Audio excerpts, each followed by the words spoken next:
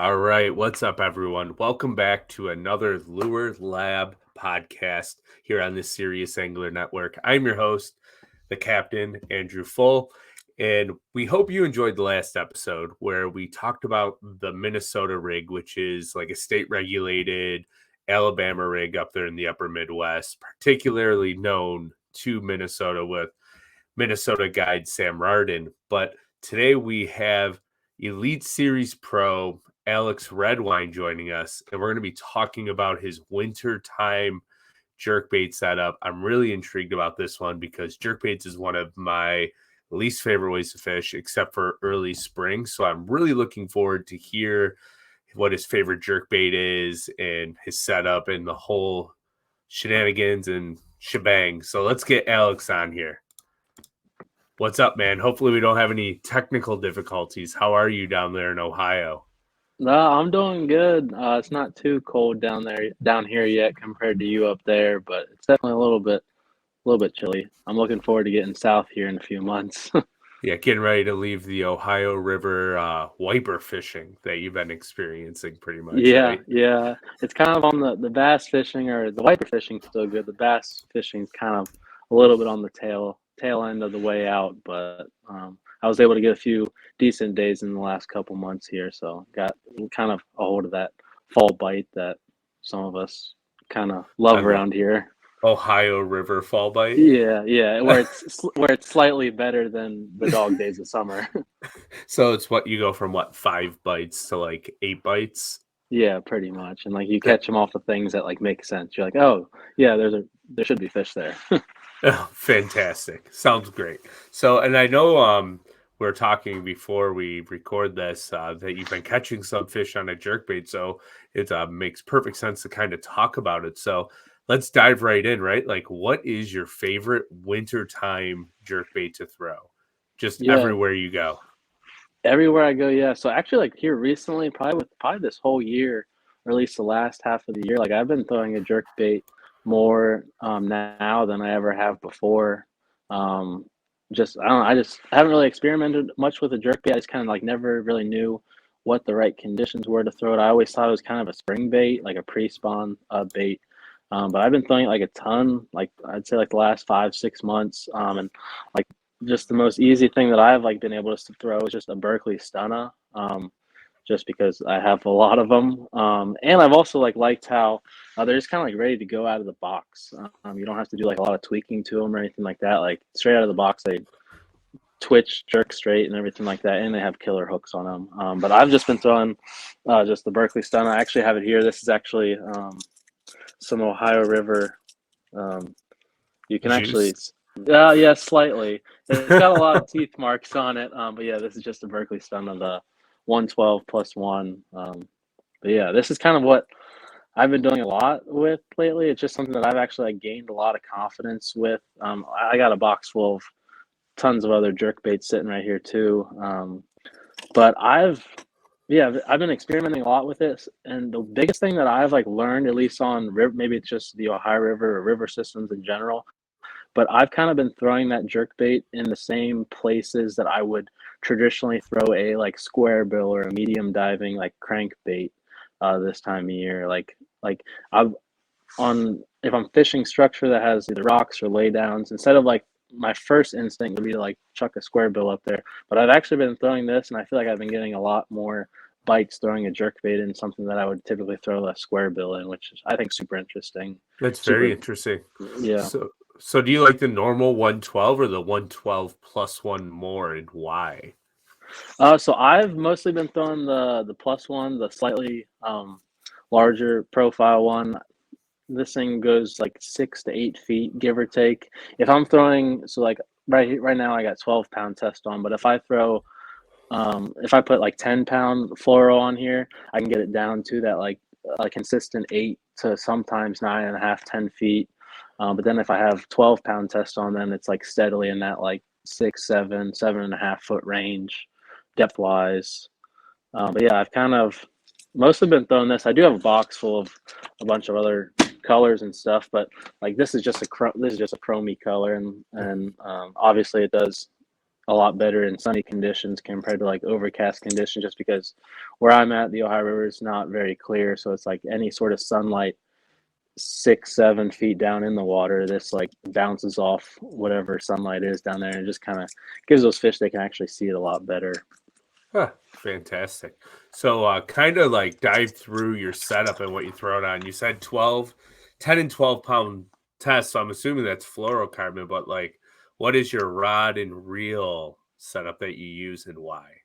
Yeah, so like I feel like forever, maybe like for the longest time, like I had the biggest problem with losing fish on a jerk bait just because you have a handful of trebles and you have a long bait that the fish can just kind of like manipulate and throw around in their mouth. But this is just this is a 610 medium. What is this? Medium light fast. It's just a Vertos PLX. Not a super expensive rod by any means at all. Like it's honestly kind of on like the more not very expensive side of the industry. It's a, like I said, it's a 610. It has tons of like whip and backbone. Like I could throw like a micro square bill on this, but it's like super flexible enough where like it just doesn't give those fish a chance to like have that tension in the rod tip like a stiffer rod would. It's a lot flimsier, so it's when a So fish it's got does like want to. that deep parabolic bend Yeah, into it. yeah, yeah. And so when a fish does want to thrash around or do something weird, like it just doesn't have that like super like tight pressure on it. And then for reels, this is a Xenon X. It's like kind of a more higher end reel, but it's super lightweight. And like these reels are like absolutely the best for casting like smaller, lighter baits like this. Especially like because jerk baits in the wind are pretty annoying sometimes flying through the air, but this reel does like a super good job at like being able to like kind of have like really good castability and really good accuracy with a sometimes tricky bait to make accurate casts with or throw in the wind and stuff like that. Now on the gear ratio on that reel, are you an 8-1 or a 7-2, like 7-3 fan? Yeah, so this is an 8-3 to 1. I honestly like never really paid attention to the gear ratio until like recently. I was like, oh, like I wonder what gear ratio I'm throwing on this. But I honestly like, I've kind of like gotten along with this fast of a gear ratio because maybe it's like I said, maybe it's just because I'm on a river system. But sometimes when you get that initial like feeling of like, oh, something swiped in my jerk bait, like those fish will run. Sometimes it doesn't matter if they're smallmouth, largemouth, or spots. Like for some reason, fish on jerk baits like just have a tendency to run a lot, or sometimes they're hooked in the side of the mouth and they'll just swim at you in a weird way. So I feel like I do a lot of catching up to fish. So I feel like that higher gear ratio really hasn't like affected anything. It's honestly probably made it better with it having a little bit more beefier ratio and stuff like that.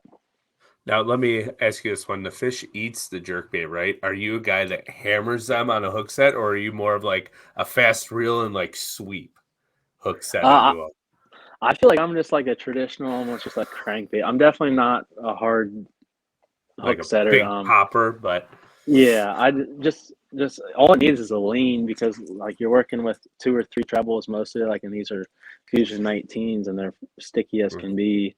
But yeah, all it takes is just a lean and like the rod almost does the rest because of that like that flimsiness and that like how it's flimsy. parabolic bend. Oh Yeah, man, you're talking like yeah. me today. This is bad.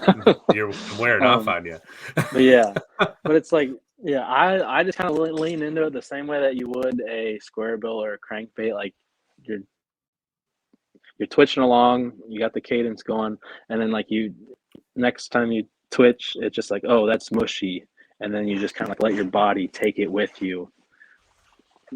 Um, Yeah. So let's dive into that, right? Like, everyone has a certain jerkbait cadence that they use in wintertime. Do you fish at the same speed that you throw it in the spring, like as the water's warming, or are you really slowing it down? And if you don't mind, like divulging the information, what is like the cadence that you use in the wintertime for jerkbait fishing? yeah, so I've kind of been messing around with that a lot. I feel like in the springtime, my cadence is 1, 1, 2, like 1, 1, 2, 1, 1, 2, 3, 1, 1, like, and so on. That's kind of my cadence. So constant mixing it up in the spring. Yeah. And here in the fall, I feel like I've been getting more bites, just kind of with just a very soft one, just a very soft like one twitch. Granted, I'm fishing in like a little bit more murkier water, so you kind of have to almost put it more in front of their face. But it's a lot more just like super slow and not as snappy, but it's more of just like a one, maybe like a 1.5, like a one, boom, like. So you're just trying to get that bait to move a little bit to emit Yeah, that flash to just get them to come look at it. instead of like when you're pulling it super like aggressively, like that jerkbait's going like crazy sideways, but in like this time of year when I'm just kind of giving it that one, it's just kind of like a small, just like almost like half turns. Where in other times of the year, whether it's spring, summer, like this you almost want that jerkbait to be like a lot more crazier and have a lot more weird cadence. So you're almost looking for like a 45 kick out of it instead of like that 90 to 135 turn that you get when you really snap it. That's awesome. And it like amazes me just how much a jerkbait does like move in the water. Because sometimes if you have your jerkbait right next to the boat and you're just looking at it underwater, you'll give it a snap. Like this thing will dart like a foot and a half or more just in random like directions, which it's like you don't think about when you're in the middle of your cadence. These suckers are crazy. Yeah. I hate it when a smallmouth grabs it and they get like one treble hook on the outside of the face and it's always the rear one. It's like trouble waiting to happen. Just never good. Stupid smallies. So I was when me and you were up on the river there, I was throwing. I know we caught some on topwater, but we were throwing. You smoked me on the jerkbait. You absolutely smoked it, and I was like, "What the freaking heck, man!" Like, I was smoking all the ones about this big, but it was fun though.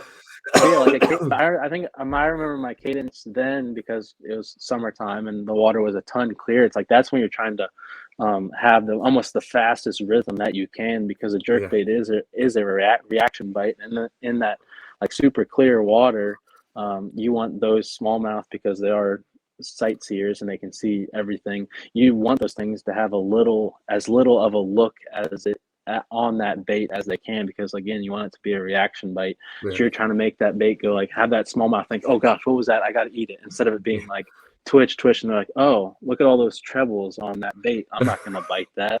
You want it to Isn't that funny though? Like in the wintertime, like you just like twitch it and you can count to like 30 seconds, and like you go to twitch it again and your line never moves, it just gets heavier. You're just like, okay, like this is so dumb. Like, and they have it choked. It's like, jerkbaits. So let's dive into that, right? Like, what is your favorite color? Like, everybody has multiple favorite colors of jerkbaits. Like, what are your like top 3 or 5 favorite colored jerkbaits in the Berkeley Stunna for wintertime fishing specifically?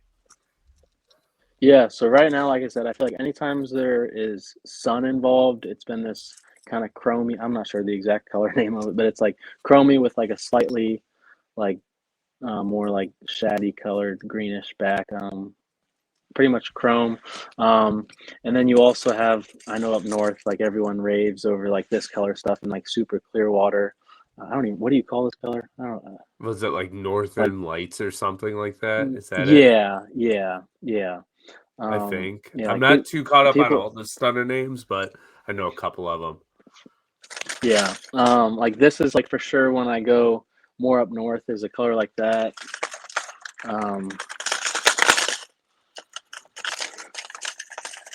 Of course, the treble mess. But yeah, here, like this. That's my favorite one right there.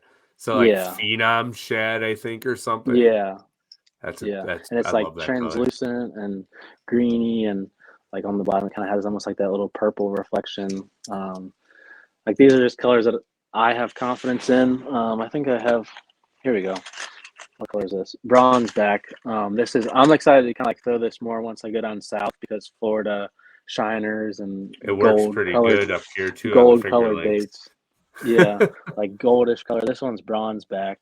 These are just ones that I kind of have confidence in. Something more flashy, but I just like these because like they're not. I know there's a lot of high dollar jerk baits, and you can get carried away with money on certain jerk baits, but like they're just straight out of the pack. They're good. You don't have to mess with the hooks. You don't have to mess with the swivel or anything like that. Like they run how you want them, and they like kind of the suspendingness of them if you want that. It's like I've watched the stun on live scope, and it's like once you jerk, like there's no raising, there's no sinking. It just like perfectly, it just kind of sits there and shimmies. That's it. That's actually a really important fact that the secondary action on a jerkbait is probably more important than the slashing action, especially in the wintertime, because that bait is just sitting there for long periods of time. And if it has that slight list to it as it, because I think the stun is like main thing is it slowly sinks, right? Like ever so slowly. And if Yeah, it has that secondary list, it's going to obviously get more bites, usually, in my personal opinion. yeah, and a lot of times like jerk baits, they'll have like they almost kind of like sit down. Like when you do pause them, I feel like they most of the time they kind of like sit like this.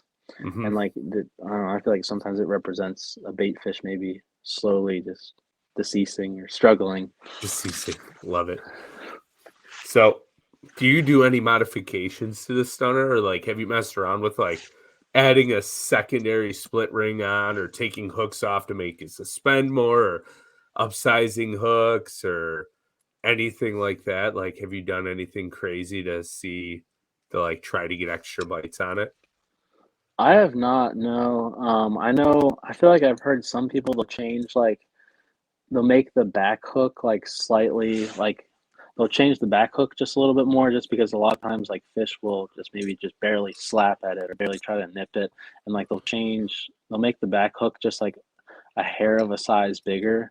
And that'll also like kind of make it almost like sit obviously slightly more because there is more weight in the back, but just because you kind of want if a fish does just maybe just barely like knock it or just try to kill it, and it's like you kind of just want any sort of little leverage that you can get or any sort of little advantage that you can get. This one's actually been used so much that I'm actually missing two of the little hooks on the trebles because You of should probably Ohio change River those out, sheep. bud. Yeah, it's Ohio River sheephead is what did this one in a few times. A sheephead ate Drum, the yeah, jerkbait. yeah. Oh Oh god. yeah, I've snagged them. I've snagged carp with this thing, white bass, Mhm. hybrids, whatever. The craziest jerkbait bite that I ever had was like a 28-pound, 25 to 28-pound channel cat. It was That's Dunkirk Harbor, and all of a sudden I saw this bait flickering, so I threw the jerkbait out there, 2 rips in. My rod loads up, and I set it, and I can't move it. I'm like, "Oh god, like don't be a drum." And it was this giant channel cat that like ran me all over the harbor. I'm just like, this is the dumbest day of my life. Like, yeah, I'm never going back. I caught 3 yeah, of them that and day on a jerkbait. that's funny. And then another thing, like with a jerkbait, like maybe this is like more smallmouth kind of, um, but like I feel like just jerkbaits just like draw fish in. Mhm. Like some like a lot of times like fish like I feel like I get more followers on a jerkbait than I do like any other bait, just because it draws a lot of action. And I feel like it's almost sometimes it can be like a good just kind of like exploring areas bait, like almost like a practice bait. I'm trying to just like bring fish to you. Like sometimes you hear people with like a big old swim bait, like they're just trying to like draw fish and like have fish show themselves. And I feel like that's kind of the same way with jerk bait. Maybe it's Especially more with up live north. scope, right?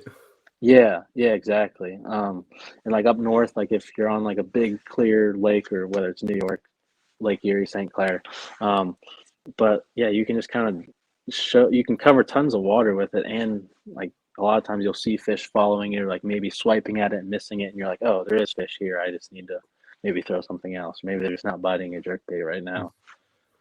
Can you tell like their mood based on how they follow it on live scope if they'll eat it or they won't?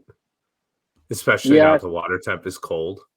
yeah, I feel like you can because like the ones that are interested, they'll follow it for like five, like 10, 12 feet, or like they'll follow it like several twitches where it's like a fish that like isn't interested. Like you might see it come up near it, you'll give it like a twitch or two, and then the fish just like loses interest immediately. And I feel like when they follow it more, it's like they're interested, and then next thing you know, like you're like your bait's like 5 feet away from the boat, and you're like, oh no, I'm running out of room. Like hopefully this fish bites it here soon I like because figure eighting them or like like walk to the back deck trying to yeah, get them to eat it. Yeah. Man. Well, is there anything else that you want to hit on here, Alex, before I let you go and we close this up? I feel like I said, there's tons of different brands of jerk baits, and like there's tons of different colors of jerk baits. And I feel like jerk baits are almost like kind of like soft plastics. Like pick like 3 or 4 that like you just have confidence in.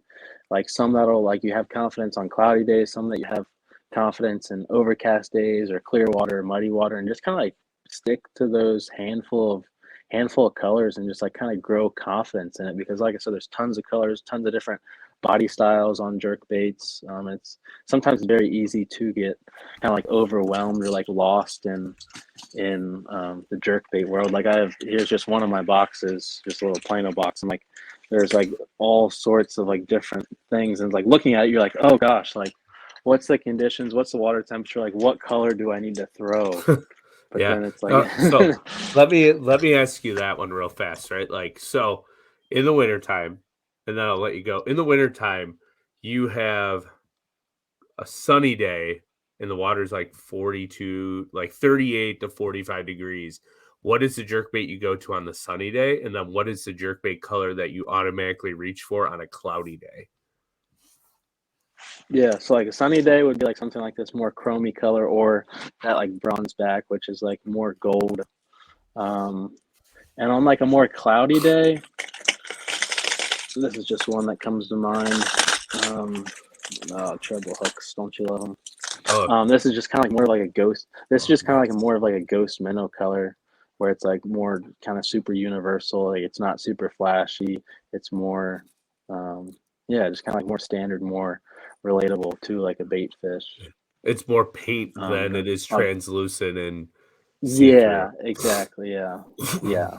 Great choice. Just a lot more natural. Where it's like this thing, like if there's sun, this thing's gonna shine, and those fish it's gonna be an eye catcher. Well, I appreciate you taking the time to join me today in recording this. I know we've been coordinating it for like a week and a half now, it seems. So I greatly appreciate it. But I will let you go now, and I'm sure we'll be talking here shortly. And maybe we can get you up to Buffalo before it freezes again on Smallies 1 or 2 days. Yeah, If I see yeah, a for break in sure. the forecast and I'm not guiding, I'll be like, you got to call off work and get up here. Yeah, And we'll yeah. jam on. Smallmouth will make you call off work a lot. They're we're getting into the season where they're only in one spot. There's a big wintering hole, and there'll be like 3 boats out there, but they're literally in like a 500-yard stretch, and they're all right there.